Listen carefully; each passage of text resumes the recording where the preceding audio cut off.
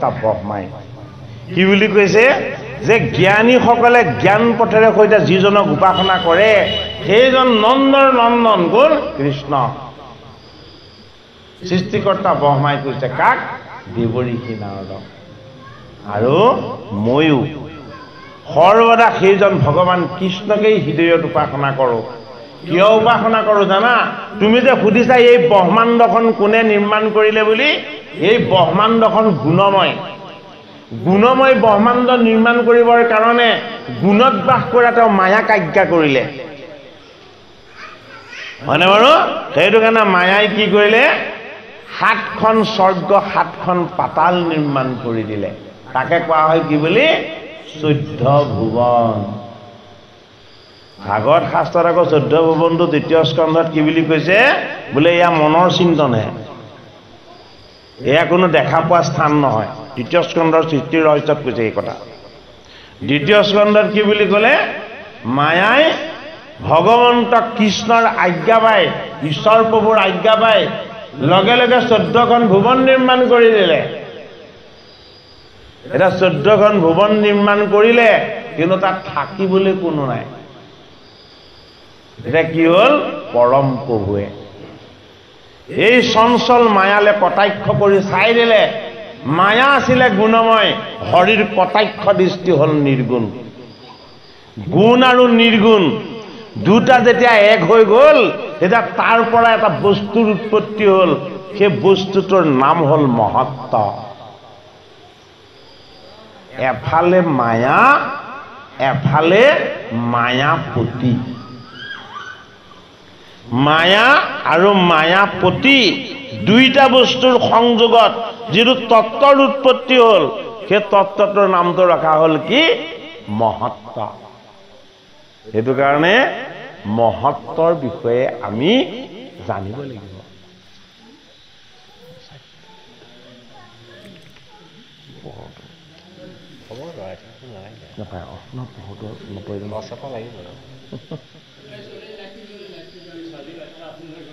আছে না চাচোন লাইটটো দিছোঁ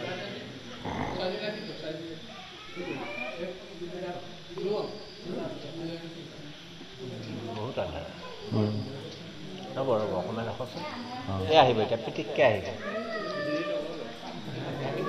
অঁ হেল্ল' কেনেকুৱা পালা দিয়ক সেই টচটো কেনেকুৱা পালা দিয়ক হৈ যাব আপুনি মাৰি দিয়ক হে ৰাম হে লীলা কৰিতে হে পূৰ্বে প্ৰকৃতি সজিলা হে মায়া গুণ দ্বাৰে ইটো হে ব্ৰহ্মাণ্ড নিৰ্মিলা হে তাহাৰ ভিতৰে ভৈল বিৰাট শৰীৰ হে উদ্দেশাত লোকতাত হে বুজা মহাধীৰ অধতু অতল আৰু বিতল সুতল হে তলাতল আদি খাতো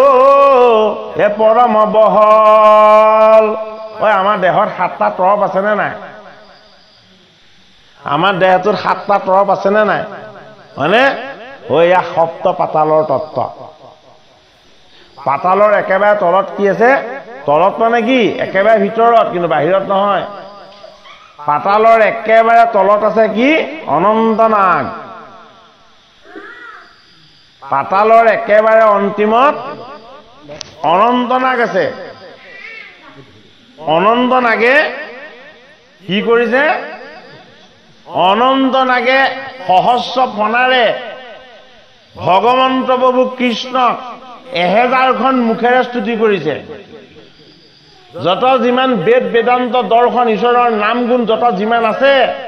গোটেইখিনি তেওঁ 1000খন মুখেৰে অক্ষমালা জপ কৰিছে নাম জপ কৰিছে গুণ লীলা ভাগৱত বেদ বেদান্ত ঈশ্বৰ তত্ত্ব দৰ্শন সমস্তখিনি 1000 মুখেৰে সৈতে অনন্ত প্ৰভুৱে কীৰ্তন কৰিছে পাতালৰ তলত এই অনন্ত প্ৰভুৰ 1000 ফণাৰ মাত্ৰ এটি ফণাত এই ব্ৰহ্মাণ্ডখনক কি কৰিছে এটা সাপৰ মণি নিচিনাকে তেওঁ ধৰি ৰাখিছে সাপৰ মণিটো সৰু হয় না নহয় সাপটোতকে হয়নে বাৰু 1000 ফণাৰ এটি ফণাত আমি বাস কৰা গোটেই ব্ৰহ্মাণ্ডখনত অনন্ত প্ৰভুৱে ধৰি ৰাখিছে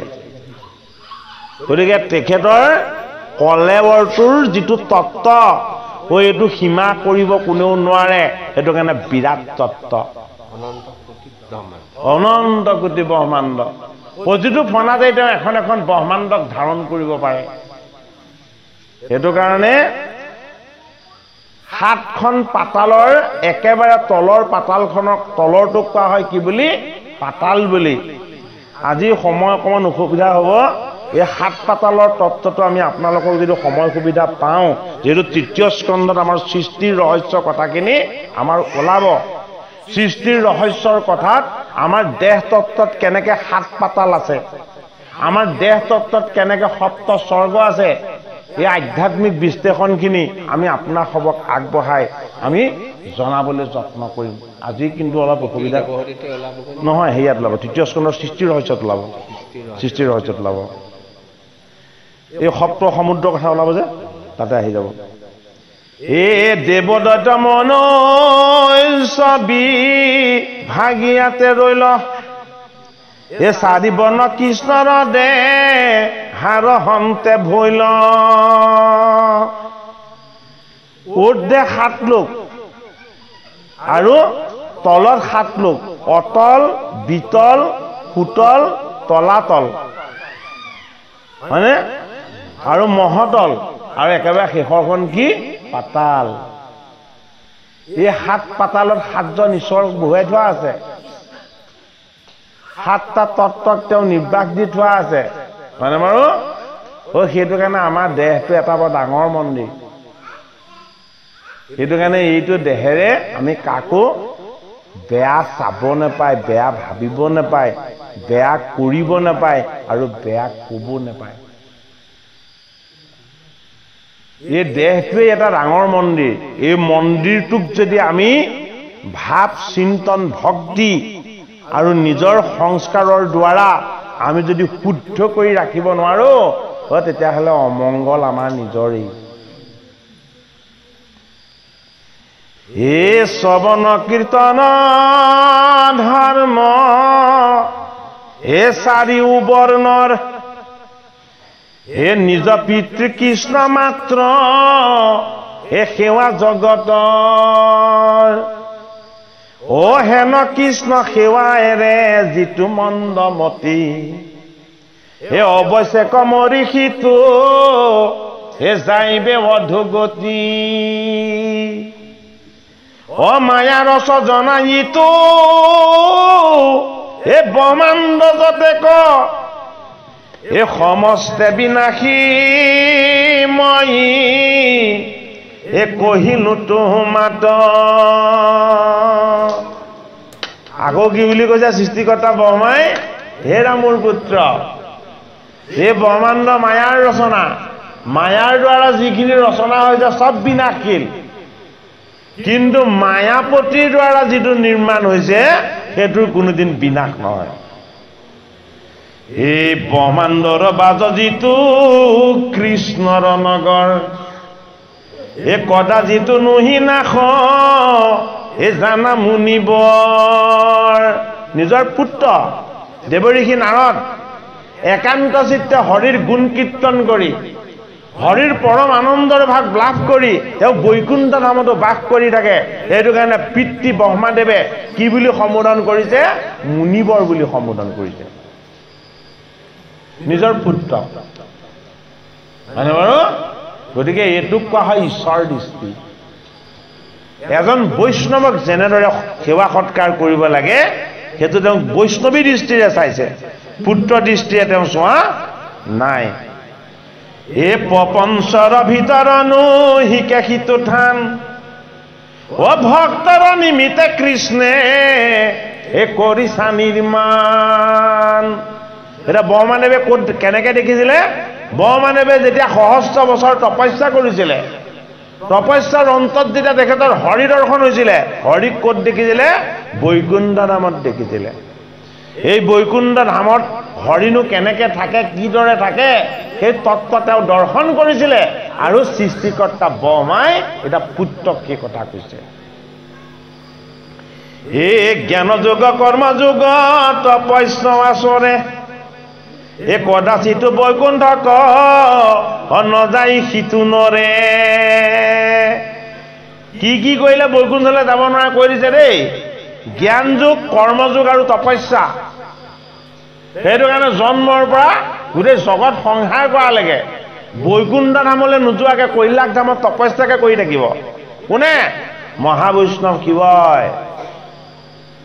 তপস্যা কৰি বৈকুণ্ঠলৈ যাব নোৱাৰে কিয় বৈকুণ্ঠলৈ যাব নোৱাৰে তপস্যা কৰাজনে বৈকুণ্ঠখন হৃদয়লৈ লৈ আহিব পাৰে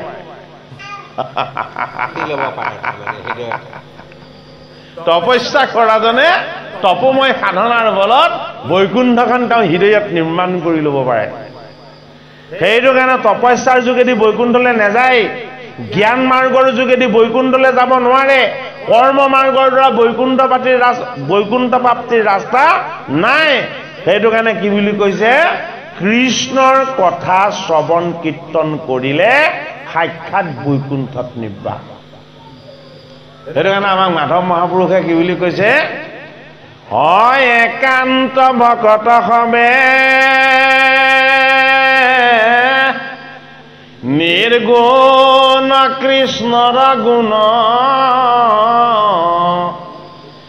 গাৱে সদা বসিয়া যথাত হে বৈকুণ্ঠকো পৰিহৰি হে যোগীৰ হৃদয় এৰি থাকা হৰি সাক্ষাতে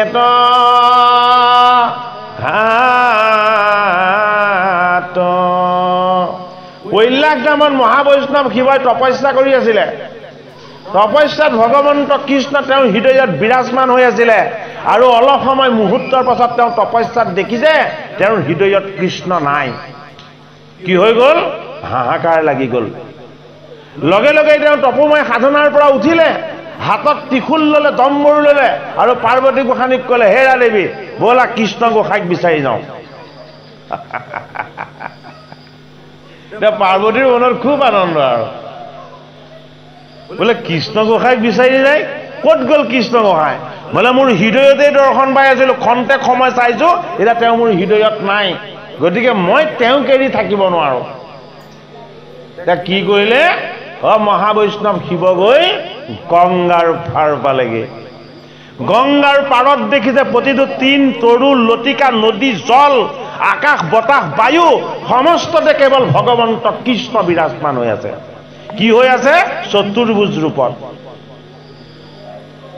গংগাৰ পাৰৰ প্ৰতিজন ভকতৰ হৃদয়ত ভগৱান কৃষ্ণ বিৰাজমান হৈ আছে পৰীক্ষিতৰ সন্মুখত ভগৱান কৃষ্ণ বিৰাজমান হৈ আছে শুকৰ লগত সাক্ষাৎ কৃষ্ণ বিৰাজমান হৈ আছে গংগাৰ কুলু কুলু প্ৰবাহিনী নদীত ভগৱন্ত কৃষ্ণই আনন্দৰ নৃত্য কৰি আছে পাৰ্বতী গোসাঁনীয়ে আৰু ৰ'ব নোৱাৰিলে কি কৰিলে গংগাৰ জল স্পৰ্শ কৰি কৰি ক'বলৈ ধৰিলে হে মোৰ স্বামী মই তোমাৰ ভাৰ্যাৰ কাৰণেই এই ভগৱন্ত কৃষ্ণৰ এই অনন্য ৰূপ মই দৰ্শন পালো সুধিছে যে ভগৱান কৃষ্ণ কিয় আজি এনেদৰে মূৰ্তিমন্ত হৈছে তুমিতো তপস্যাত হৃদয়তহে তেওঁক দৰ্শন পোৱা আজি তেওঁক কিয় এনেদৰে দৰ্শন পালা তেতিয়া শিৱই শুকদেৱৰ চৰণৰ ফালে চাই সেৱা কৰি কৈছে এইজন মহাভাগৱত এই মহাভাগৱতজনৰ পৰম কৃপাত তেওঁ গুৰুৰ আসনত বহি শিষ্যক যেতিয়াই বৈকুণ্ঠৰ কল্পতৰু এই ভাগৱত কথা যেতিয়াই তেওঁ চৈতন্য কৰিবলৈ লাগিলে তেতিয়াই ভগৱন্ত কৃষ্ণ ইয়াত সৰ্বত্ৰ বিৰাজমান হৈ গ'ল গতিকে আপোনালোকেও নাভাবিব ইয়াত সৰ্বতা যেতিয়াৰ পৰা ভাগৱত শ্ৰৱণ কীৰ্তন হ'বলৈ লৈছে ইয়াত কিন্তু ঈশ্বৰে মহিমা দেখুৱাই আছে হয়নে বাৰু গতিকে শিৱ আৰু পাৰ্বতীয়েও যদি কৈলাশ ধাম ত্যাগ কৰি গংগাৰ পাৰত ভাগৱত শ্ৰৱণ কৰিবলৈ যায় আমি যদি গৃহধামত সোমাই থাকো আমাৰ ঘৰত আই নোযোৱাই কি হ'ব মায়াই দেখা নিদিয়ে আমাক কি দেখা দিব ঈশ্বৰ দেখা দিব জানো হয়নে বাৰু গতিকে ঈশ্বৰৰ চৰণ কেৱল যে মনুষ্যইহে বিচাৰে এয়া নহয় দেৱতা দেৱী সমস্তজনেই ভগৱন্ত কৃষ্ণৰ চৰণ বিচাৰে সেইজন কৃষ্ণৰ চৰণ যদি আমি পাবলৈ হয় তেতিয়াহ'লে ঘৰত সোমাই মোবাইল চাই টিভি চাই থাকিলে নহ'ব এই পুণ্যধাম নামঘৰলৈ আহি আমি অমৃতময় ভগৱন্তৰ কৃষ্ণৰ শ্ৰৱণ কীৰ্তন ভক্তিৰ দ্বাৰা এই ভাগৱত কথা আমি শ্ৰৱণ কীৰ্তন কৰিব লাগিব ভাগৱত শুনিবলৈ বহুত জনমৰ সাধনা পুণ্য আৰু ঈশ্বৰৰ আশীৰ্বাদ লাগে কিন্তু আপোনালোকক সেই কৃপা ভগৱন্তই কৰিছে বুলি ভাবিছোঁ কাৰণ বছৰেকত এবাৰহে ভাগৱত পাঠ হয় আপোনালোকৰ নামঘৰত প্ৰতি সপ্তাহত 5 দিনকে হৈছে হয়নে বাৰু এইটো কিমান ডাঙৰ কথা প্ৰতি সপ্তাহ আমাৰ কিন্তু ৰাইজৰো কপাল ভাল ভাগ ভাল কাৰণ চাওকচোন আপোনাৰ সময় এইটো সময়ত ওলাইছে এনেইতো আপোনাৰ সময়ো নাই এতিয়া বন্ধ বুলি এইবাৰ বোলো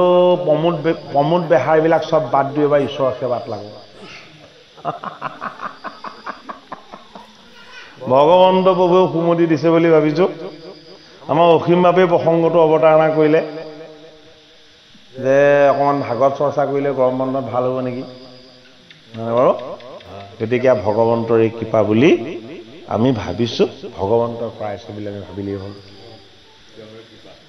হে ৰাম এই ঈশ্বৰত কৰি ভিন্ন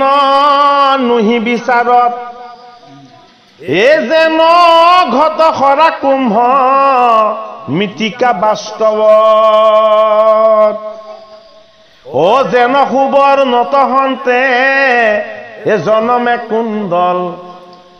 এ বিচাৰত নাম মাত্ৰ এ শুবৰ নকেৱল সৃষ্টিকৰ্তাই কৈছে তেওঁ মানৱ পুত্ৰ দেৱঋষি নাৰদক যে তুমি মাটি এটুকুৰা যেতিয়া কুম্ভকাৰ এজনে নিৰ্দিষ্ট পৰিমাণত পানী আৰু তাৰ উপকৰণবিলাক দি লয় তেতিয়া চাবাচোন তাৰ পৰা এটা বৰ ধুনীয়া পাত্ৰ নিৰ্মাণ কৰি দিয়ে খন্তেকতে কুম্ভকাৰজনৰ সেইটো কলা কৌশল হয়নে বুদ্ধিটো কিন্তু ঈশ্বৰৰ দেই বুদ্ধিটো ঈশ্বৰৰ কিন্তু কি হ'ল যদি কুম্ভকাৰে পাত্ৰটো বনাই যদি কেনেবাকে হয়তো জুইত ভালকে তাপ দিবলৈ নেপালে তাত যদি পানী ভৰাই দিয়ে কি হ'ব গলি শেষ হৈ যাব সেইটো এৱাঘটৰ পাত্ৰ কি বোলে অস্থিৰ সেইটো কাৰণে কুম্ভকাৰে বনোৱা পাত্ৰটোত অগ্নি সংযোগ হ'ব লাগিব তেতিয়াহে তাত জল ভৰাই দিব পাৰিব এই অগ্নি হ'ল আত্মা ঈশ্বৰ হয়নে বাৰু এটা সৃষ্টিকৰ্তা ব্ৰহ্মাই কৈছে মই এজন কুম্ভকাৰ মই এই জগতৰ বস্তুবিলাক নিৰ্মাণ যদিও কৰিছোঁ এইবোৰ এৱাঘটৰ পাত্ৰ খন্তেকতে শেষ হৈ যায় কিন্তু পৰম প্ৰভু যেতিয়া তাত প্ৰকাশ হৈ দিয়ে ই ভাগি নাযায় ছিগি নাযায় কি পৰম প্ৰভু হ'ল অক্ষয় অব্যয় সেয়াই কি সেয়াই হ'ল কৃষ্ণ সত্তা হে ৰাম হে এতেকে কৃষ্ণে সে মাত্ৰ অনিয়ন্তা ঈশ্বৰ ও কৃষ্ণত প্ৰকাশে চৰা চৰ নিৰন্তৰ হে ভজনীয়া দেৱ কৃষ্ণ বিনে নাহিয়াম ও বেদ শিৰো ৰত্ন মন্তে হে কহে বিদ্যমান ও এহি বুলি তুলি ব্ৰহ্মা ও বেদ মন্ত্ৰ ছয় ও নাৰদত সমস্তে বো যাইলা মহাশয় ও হেন শুনি মুনি পুনু হে পুচন্ত সাদৰী ও সবে যদি কৃষ্ণময় হে পূজা কেন কৰি ও কিবা দ্ৰব্য যজ্ঞ কৰা এ সংশয় মিলিল এ শুনি ব্ৰহ্মা হৰষিতে এ কহিবে লাগিল এ ধন্য মোৰ পুত্ৰ শুনা সমস্যি ইহাৰ এ ময়ো পূৰ্বে এহি কথা এ কৰিছো বিচাৰ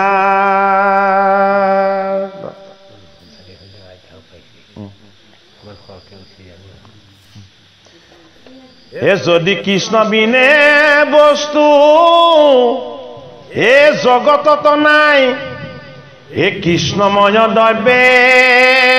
যজু হে কৃষ্ণ সদায় এ মুতে দেখি মনুৱাদি এ যত মহাজন এ হৰি ৰূপ দ্ৰব্যে কৰে এ তাংক আৰাধন এ সমস্তে কহিলো মই ও তোমাত বুজাই হে মোৰ ইষ্টদেৱ কৃষ্ণ হে বিনে আন নাই নাৰদে সুধিছে যদি সকলো দ্ৰব্যই কৃষ্ণময় তেতিয়াহ'লে কৃষ্ণক কি দি বুজিম কেনেকে বুজিম এতিয়া মালিকৰ বস্তুৱে মালিকক বুজিম নে মানে বাৰু তেতিয়া সৃষ্টিকৰ্তা ব্ৰহ্মাই ইষদ ইষদ হাঁহি বৰ আনন্দেৰে দেৱঋষি নাৰদক কৈছে যে হে মুনিবৰ এইটো কথা প্ৰথমতে ময়ো ভাবিছিলো তুমি যিটো ভাবিছা যে ময়ো কৃষ্ণৰেই তত্ত্ব এই জগতখনো ভগৱন্ত কৃষ্ণৰেই তত্ত্ব যত যিমান দ্ৰব্য কাৰণ আছে সকলো কৃষ্ণময়েই এতিয়া মই কৃষ্ণক কেনেকে বুজিম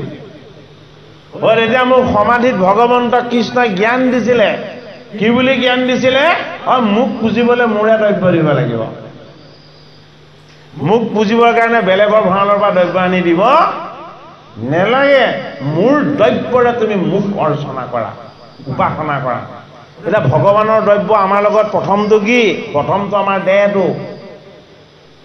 এই দেহটো ভগৱানৰ কৃপাত পাইছো বোলে কি নৰদেহত জীৱটো অহাৰ কাৰণে নৰ হ'ল যদি ভেকুলী এটাত সোমাই দিলেহেঁতেন এতিয়া তোৰ কৰি থাকিলোহেঁতেন হয়নে বাৰু সেইটো কাৰণে ভগৱন্তই আমাক এটা নৰ শৰীৰ দিছে এই নৰ শৰীৰটো কাৰ মোৰ বুলি ভাবিব নাপায় মানে এই নৰ শৰীৰটো ঈশ্বৰৰ সেইটো কাৰণে এই শৰীৰটো আমি কাক অৰ্পণা কৰিব লাগে ভগৱন্ত কৃষ্ণৰ চৰণত অৰ্পণা কৰিব লাগে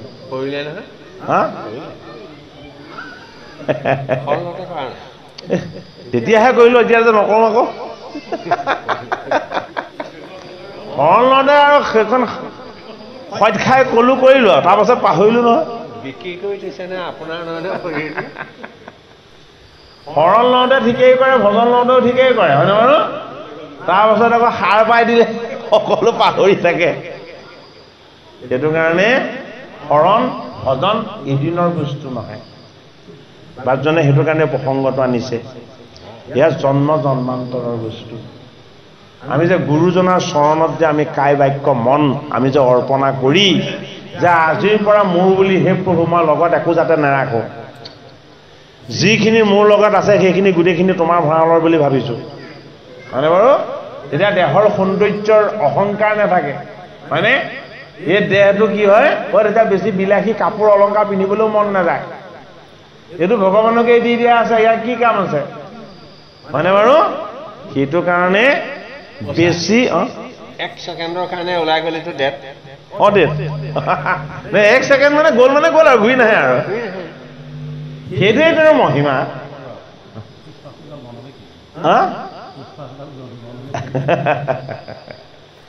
এই জীৱৰ ঈশ্বৰ তত্ত্বটো ভাগৱতৰ 4ৰ্থ স্কন্ধত আমি পাম এতিয়া আমি এইখিনি কথা খুব গভীৰভাৱে বিশ্লেষণ কৰিম আমি আগতে বিশ্লেষণ কৰাটো কিন্তু এবাৰ কৰা নাই প্ৰতিটো পদ প্ৰতিটো কথা প্ৰতিটো বাক্য আমি যেনেকৈ পাৰোঁ একেবাৰে খুঁটি নাটি মাৰি বিশ্লেষণ কৰিবলৈ যত্ন কৰিছোঁ যাতে এইবাৰ ভাগৱত শুনাসকলৰ যাতে মনত সংশয় নাথাকে আৰু যে ভগৱান কৃষ্ণৰ চৰণনো কি আমি বুজি নাপালোঁ বুলি হয়নে বাৰু ভগৱান কৃষ্ণৰ চৰণ মানে কি যিখন চৰণ য'ত স্মৰণ কৰা যায় তাতে পোৱা যায় সেয়াই কৃষ্ণৰ চৰণ ভকত এজনৰ চৰণো যদি আপুনি চুব বিচাৰে তেতিয়াহ'লে ভকতজনৰ ওচৰলৈ যাব লাগিব বৈষ্ণৱজনৰ ওচৰলৈ যাব লাগিব কিন্তু ভগৱান কৃষ্ণৰ চৰণ কি ভগৱান কৃষ্ণৰ চৰণ হ'ল সত্য শুদ্ধ সনাতন এইজন কৃষ্ণৰ চৰণ যদি আমি স্মৰণ কৰোঁ স্মৰণ কৰাৰ লগে লগেই তেওঁ আমি আমাৰ সন্মুখত আহি উপগত হৈ দিয়ে কিন্তু তেওঁ আমাক কৃপা কৰি থৈছে বোলে কি তোক চকু দুটা পথালি কৰি দি থৈছোঁ চকু পথালি কৰি দিলোঁ আৰু তোকো পথালি কোমোৰা কৰি দিলোঁ আমাৰ পথালি কোমোৰা বুলি কয় নে নকয় বাৰু হয়নে বাৰু পথালি কোমোৰা বস্তুটো অকণ বুজাই দিব লাগিব দ্বিতীয় স্কন্ধৰ প্ৰসংগ যি কাৰো কথা নুশুনে যি কাৰো কথা নেমানে হয়নে বাৰু ই কুমলীয়াতে সেউজীয়া শ্যাম সুন্দৰ হয় আৰু বুঢ়া হলে কি হয় ই বুঢ়া হলে ধক ধককে বগা হয় তাৰ বাউণ্ডেৰীটো কমানে টান হয় তাক একোৱে খুটিব নোৱাৰে ঘৰলীয়া চৰিলে একো পোকে চাবচোন বুঢ়া কোমোৰা পিন্ধিব নোৱাৰে হয়নে বাৰু সেইটো কাৰণে বেদৰ কৰ্ম মাৰ্গত কি বুলি কৈছিলে যে পথালি কোমোৰা বলি দিব লাগিব কোমোৰা বলি দিয়ে নে নিদিয়ে কৰ্ম মাৰ্গত এইবোৰ কথা আচলতে ভাগৱতৰ আগত পাতিব নাপায় হয়নে বাৰু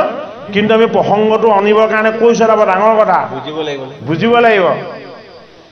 যে আমি পথালি কোমোৰাটো বলি দিব লাগে কি কাৰণে ঐ আমিনো কোনটো পথালি নহয়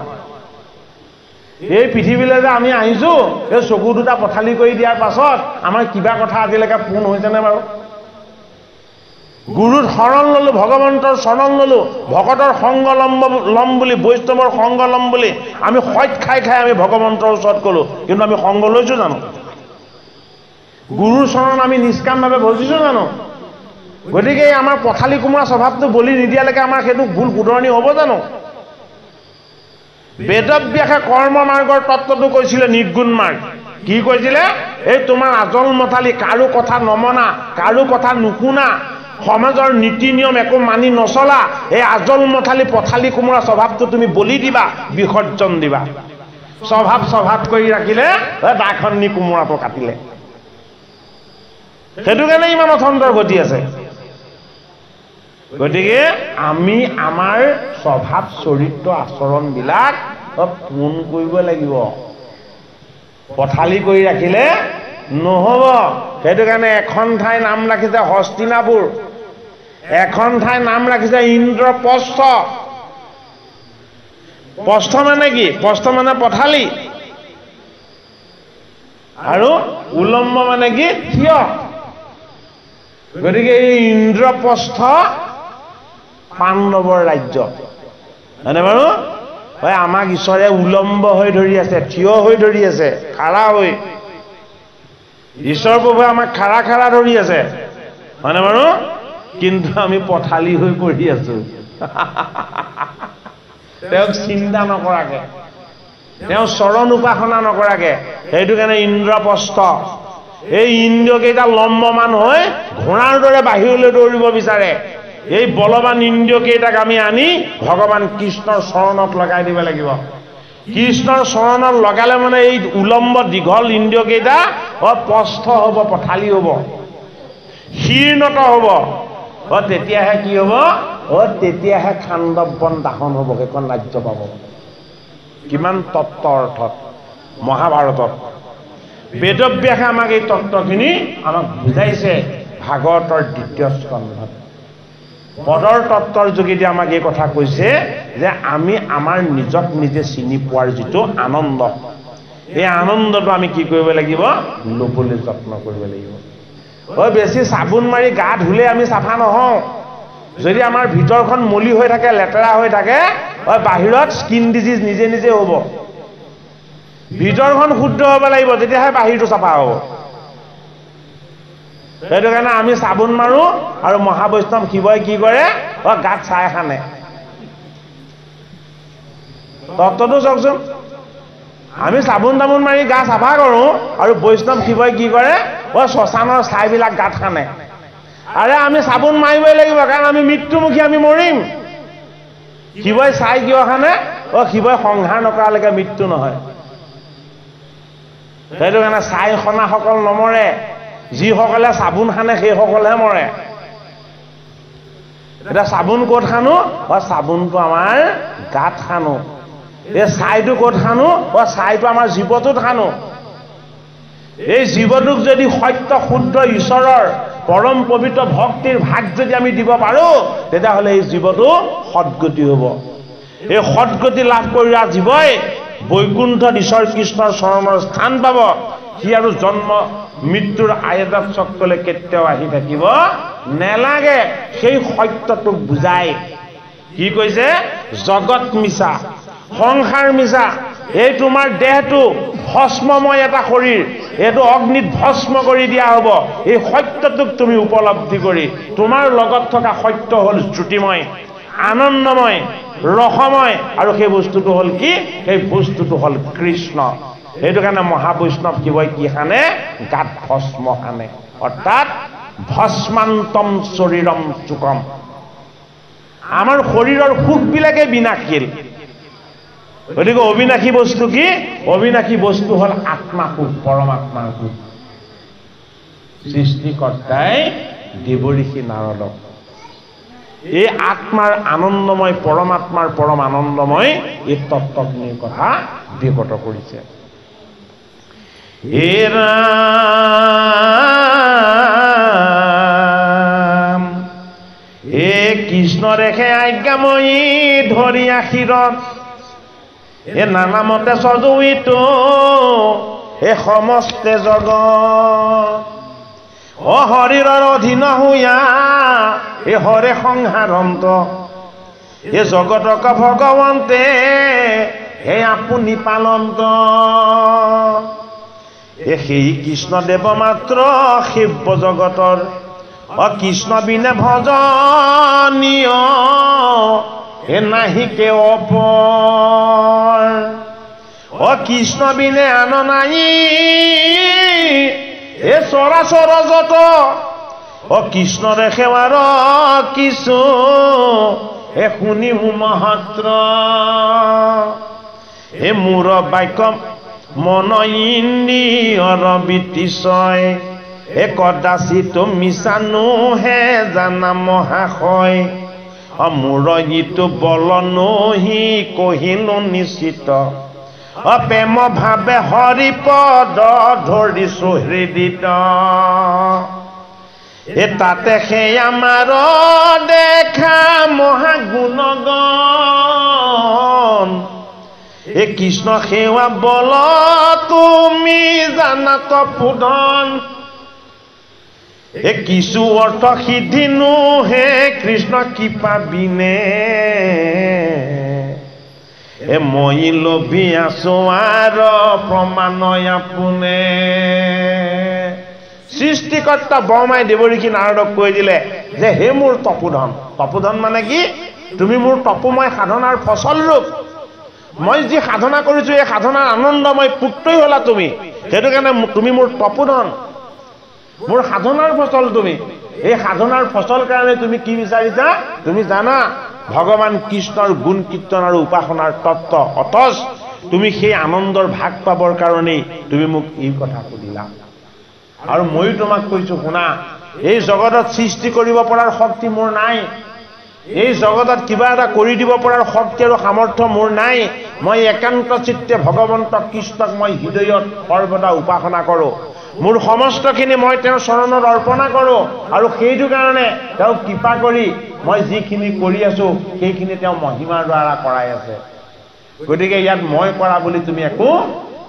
নেভাবিবা এ মই লভি আছো আৰু প্ৰমাণয় আপোনে এ বেদময় তপময় মই শ্ৰেষ্ঠজন ও প্ৰজাপতি হব মোক হেবে অনুক্ষণ এ উত্তম যুগক ধৰি হুয়া সাৱধান এ তভু নজানিলো কৃষ্ণ দেৱৰ প্ৰমাণ এ হেন গোবিন্দৰ পাৱে পৰি কৰো সেৱ অতান কৃপা বিনে তাংক হে নজানয় কেৱ আৰু কি বুলি কৈছে হেৰা মইনো কৃষ্ণক কেনেকে জানিব পাৰিছো তেওঁ কৃপা কৰি মোক এই ঈশ্বৰ জ্ঞানটো দিলে আৰু তুমিও তপময় সাধনাৰে সদায় আনন্দেৰে তেওঁ গুণগান কৰিনো কিয় নৃত্য কৰিছা তেওঁৰ প্ৰতি তোমাৰ কৃপা দৃষ্টি হৈছে সেইটো কাৰণে কৰিছা সেইটো কাৰণে এই কৃষ্ণৰ প্ৰসংগৰ কথা যে আজি তোমাৰ মোৰ মাজত এইকণ যে বৈকুণ্ঠৰ কথাৰ আলাপ হ'ল এয়াই ভগৱন্ত কৃষ্ণৰ কৃপা তাত কৈছে তেওঁৰ মানস পুত্ৰ দেৱঋষি নাৰদক কৈছে হে ৰাম আপোনাৰে অন্ত নপাওঁ অন্ত কৃপাময় হে আনে নজানিবে তাংক কি কইবে লাগৈ তুমি মই খনকা দি হে আৰু মহেশ্বৰ এ দেবাসুৰ পিতি নাগ এ চাৰণ কিনৰ কৃষ্ণৰ মায়ায়ে খবে হুয়া বিমোহিত এ কৃষ্ণৰ গুণৰ অন্ত নপাৰে কহিত কিন্তু খবে আপোনাৰ মতি অনুসাৰে এ অৱতাৰ লীলা গাৱে কৃষ্ণ দেৱতাৰে ৰাম এতেকে প্ৰণাম মাত্ৰ কৃষ্ণক সদায় কিছু কৃষ্ণ অৱতাৰ এ শুনা মুনিৰাই এ প্ৰকৃতি কটাক্ষতে কৰে সচেতন যাৰ লীলা তনু জল হাঁহি নাৰায়ণ তাংক বুলি পৰম পুৰুষ মুনিবৰ হে আদ্য অৱতাৰ কৈলো হে বৈকুণ্ঠনাথৰ এটা বৈকুণ্ঠনাথৰ আদ্য অৱতাৰ উৎপত্তি অৱতাৰটো কি নাৰায়ণ কি নাৰায়ণ গোটেই জগতখন যেতিয়া জলময় হৈছিল গোটেই ব্ৰহ্মাণ্ডখন যেতিয়া শতশূদ্ৰৰ উত্তাপেৰে উত্তাপিত হৈ এই ব্ৰহ্মাণ্ডখন পুৰি এটা প্ৰকাণ্ড অগ্নিপিণ্ডত ৰূপান্তৰ হৈছিল এই অগ্নিপিণ্ডটোত ৰূপান্তৰ হোৱাৰ পাছত হাতীৰ সুৰৰ সমান শকতকে সহস্ৰ বছৰ কেৱল ধাৰাসাৰ বৰষুণ হৈছিল গোটেই ব্ৰহ্মাণ্ড পৃথিৱী জলেৰে সৈতে কি হৈছিলে ভাগ খাই গৈছিল এই জগত ব্ৰহ্মাণ্ড সমস্তখিনি জলেৰে ভাগ খাওঁতেও তাত চৈতন্য হৈ কোন আছিল আদি নাৰায়ণ যিজনৰ কোনোদিন বিনাশ নহয় এই জলৰ মাজতে চৈতন্য হৈ চেতনা হৈ ঈশ্বৰ তত্ত্ব হৈ কোন প্ৰকাশ হৈছিলে মই তোমাক যিজন কৃষ্ণৰ কথা কৈছো সেইজন কৃষ্ণ তেতিয়াও বিদ্যমান আছিলে যেতিয়া গোটেই ব্ৰহ্মাণ্ড জ্বলিছিল তেতিয়া তেওঁ অগ্নি হৈছিল যেতিয়া অগ্নিৰ উত্তাপিত এই ব্ৰহ্মাণ্ডখনক বৰষুণেৰে সৈতে ঠাণ্ডা কৰিছিল তেতিয়া তেওঁ জল হৈছিল এটোকে গীতাত অৰ্জুনক কৃষ্ণই কৈছে কি বুলি এ বায়ু যমদ অগ্নি বৰুণ শশাঙ্ক হে প্ৰজাপতি প্ৰজা প্ৰতিষ্ঠা মই এই বায়ু মই এই যম মই এই অগ্নি মই এই প্ৰজাপতি ব্ৰহ্মা মই এই প্ৰজাপতিৰ পিতৃ মই হলো আদি নাৰায়ণ অৰ্জুনক গীতাত ভগৱান কৃষ্ণই এই কথা জনাইছে হে ৰাম যক্ষ ৰাক্ষ দেৱাসুৰ গন্ধৰ্ব চাৰণ নৰেশ্বৰ এ যক্ষ ৰাক্ষসৰ পিতৃ সিদ্ধ বিদ্যাধৰ ভূত পেট পিশাচাদি মুখ্য সম্ভাৰ এই সমস্তে জানিবা কৃষ্ণ ৰেখে অৱতাৰ কৃষ্ণৰ অৱতাৰ কি আমাক 24 অৱতাৰ দিছে কিন্তু ভাগৱতত কৈছে তেওঁ অনন্ত অৱতাৰ বোলে কি ওই শিৱক যেতিয়া সৃষ্টি কৰিবলৈ গ'লে কোনে তেওঁ পিতৃ ব্ৰহ্মাই বোলে তোমাক মই পুত্ৰ ৰূপে যেতিয়া জন্ম দিলো তুমি সৃষ্টি কাৰ্যত লাগি যোৱা শিৱই কি কৰিলে নভবা নিচিন্তাকে সৃষ্টি কৰিবলৈ ল'লে বোলে মোৰ এটা মই যাক সৃষ্টি কৰিম তাৰ মোৰ 3টা হওক হয়নে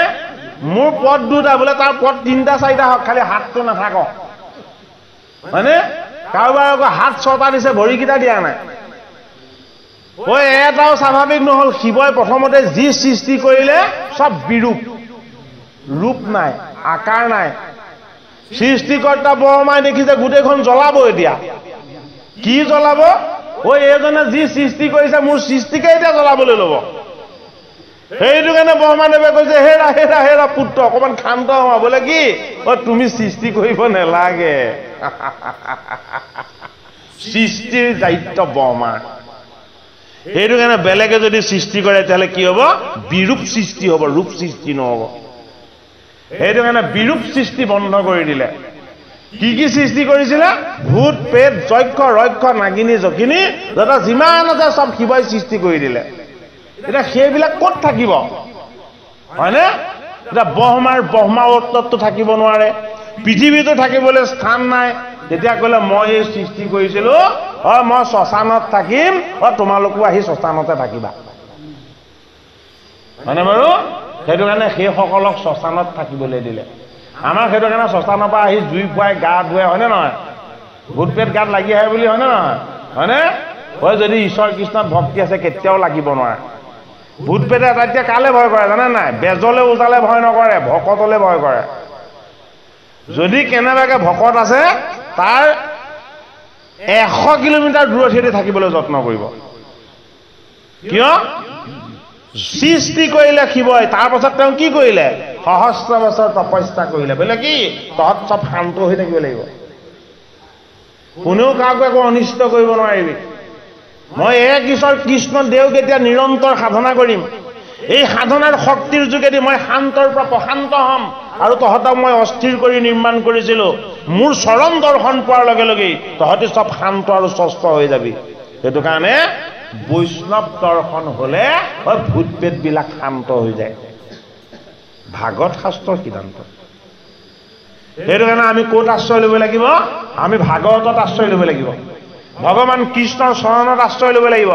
আমি ভকত বৈষ্ণৱৰ সংগ ল'ব লাগিব তেতিয়াহে ভূত পেট যক্ষ ৰক্ষ এই বেয়া বস্তুবিলাকে আমাৰ পিছা ল'ব কেতিয়াও নোৱাৰে আপুনি আপোনাৰ বন্ধু আপুনি আপোনাৰ শত্ৰু আপুনি আপোনাৰ ৰাখে মাৰে মাদুলি পিন্ধি ভূত পেটৰ পৰা ৰক্ষা পাব নোৱাৰে এইটো মনত ৰাখিব হয়নে এইবোৰ আভুৱা চিষ্টেম এতিয়া নাই কলি যুগত একান্ত চিত্তে কৃষ্ণৰ চৰণত শৰণ লোৱা ভকতৰ সংগত ভগৱন্ত কৃষ্ণক কায় বাক্য মনে কৰি উপাসনা কৰা এইবোৰ অপশক্তি বেয়া বস্তু কেতিয়াও পাছলৈ আহিব নোৱাৰে ময়ো ফুৰু মূৰ মহা ভকতৰ পাছে পাছে এই মুহুৰ উদৰে আছে যতে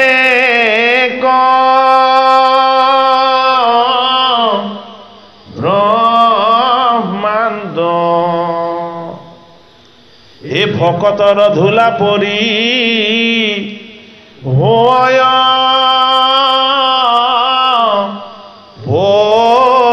পবিত্ৰ উদ্ধৱ মহন্তক ভগৱান কৃষ্ণই কৈছে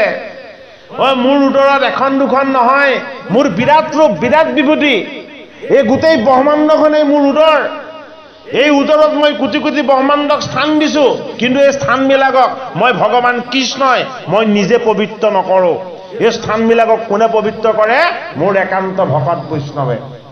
মোৰ একান্ত ভকত বৈষ্ণৱে যেতিয়া মোৰ নাম গুণ শ্ৰৱণ কীৰ্তন কৰি সেই ঠাইত যেতিয়া তেওঁলোকে পথ সঞ্চালন কৰিব তেতিয়া তেওঁলোকৰ পদত কি হয় পুণ্যৰ অভ্যুদয় হয় আৰু হে মোৰ সখা হে মোৰ প্ৰাণৰ বান্ধৱ উদ্ধৱ সেই ধূলিৰ দ্বাৰা মোৰ গোটেই জগত শুদ্ধ হয় আৰু ময়ো শুদ্ধ হয় এটা ভগৱানেও পুণ্যৰ ভাগ লয় কাৰ পৰা ভকত বৈষ্ণৱৰ পৰা হে ৰাম কিন্তু আত বুজা তুমি কৰ্ণীয়া বিচাৰ বিভূতি শকতি কাৰ্য কতৈ অৱতাৰ হয় আবে শুনা শুদ্ধ তই অৱতাৰ ৰচয় এ শ্ৰৱণতে মহাসুখে মুকুতি পাৱয় এই অনাদি জনমে জীৱে কুকথা শুনয় এ তাৰ মলকৰ্ণ পথে এ বান্ধিয়া আশ্ৰয় এ অৱতাৰ চৰিত্ৰে তাহাক বিনাশয় এ মিলে মহোদয় কৃষ্ণ এ পদে ৰতি হয় শুনা কিছু কহ মুখ্য অৱতাৰ এ জগতৰ লোকে শুনি তৰুক সংসাৰ হয় এহি বুলি প্ৰেমে বিধি এ কহিবা কলৈলা এ 502 অধ্যায় ইয়ৰ কথা গইলা কালি 4 অধ্যায়লৈকে গৈছিলে হয় নহয় আজি 5 আৰু 6 অধ্যায় গৈছে পুৰা মিলি গৈছে হে ৰাম নম নম কৃষ্ণ প্ৰভু কৰুণা সাগৰ হে মুক নিজ দাস বলি ধৰা দা মুদৰ হে মূঢ়সম মহাপাপী সংসাৰ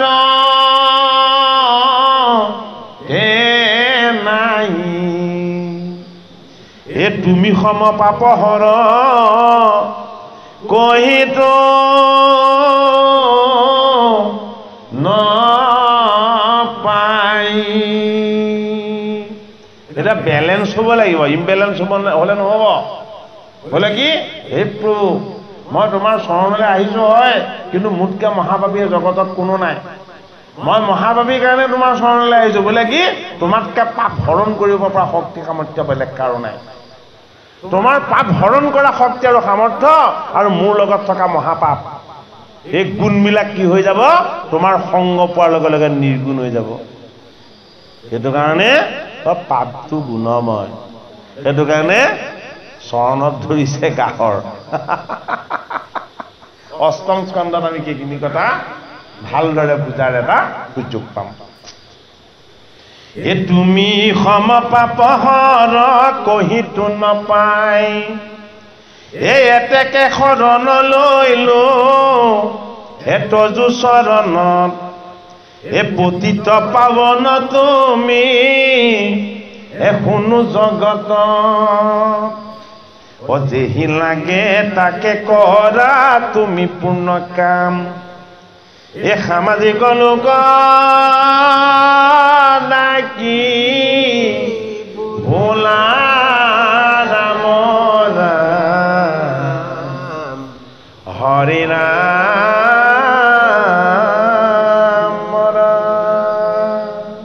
হে কৃপালু গুৰুমতী বাপান্ত সমস্ত আপোনাৰ খবৰ আজ্ঞা আৰু আশীৰ্বাদ লৈ আমি অনুষ্ঠান ভাগ আমি আৰম্ভ কৰিছিলোঁ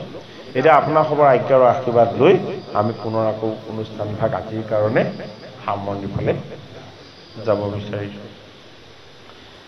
জয় ৰাম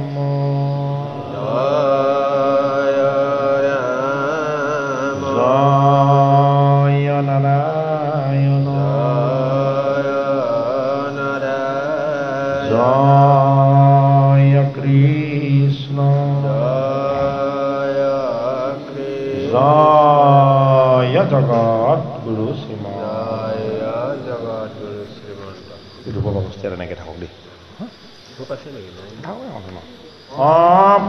অপৰাধ বিনা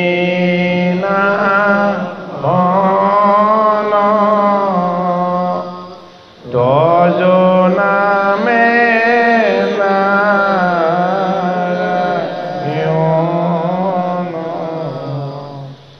জানি নামে ভকিলো ৰণে আনগতি নাহি কেম জনে অপৰাধ ক্ষমা কৰি তুমি নায়া মিল হৰি মোক ৰক্ষা কৰিও চৰণে ৰাম মোক ৰক্ষা কৰিও চৰণে শ্ৰীমন্ত শংকৰ হৰি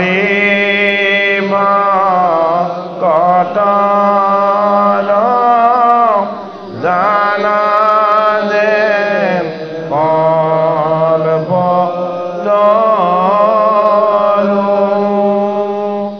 তাহান্ত বিনাই নাই নাই নাই আমাৰ পৰম গুৰু ৰাম আমাৰ